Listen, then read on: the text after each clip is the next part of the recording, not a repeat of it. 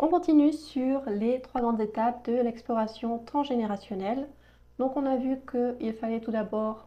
définir la problématique, venir explorer l'histoire pour comprendre, mettre en conscience ce qui s'était passé, qui est en lien avec cette problématique, poser après un acte en fonction du besoin qu'il y a derrière pour pouvoir libérer la charge émotionnelle qui est associée. Et donc, une fois qu'on a fait tout ça, il va s'agir maintenant d'intégrer cette nouvelle information. Quand on libère finalement une charge émotionnelle, on s'impacte soi, donc on impacte sa propre vibration en rétablissant un équilibre qui était bancal pour nous, mais aussi on vient finalement mettre en paix l'histoire dans la lignée, l'histoire du passé, ce qui permet de rétablir une circulation d'énergie qui part du coup de cette lignée, qui redescend vers nous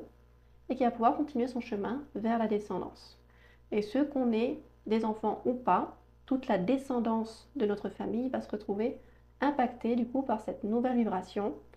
qui va permettre d'éviter que eux-mêmes soient victimes,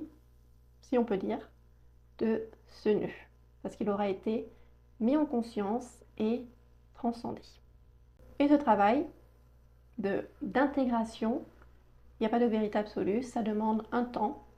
plus ou moins long selon les personnes, selon la charge émotionnelle, selon le type d'événement qui était associé et selon la capacité de la personne à s'ouvrir et libérer.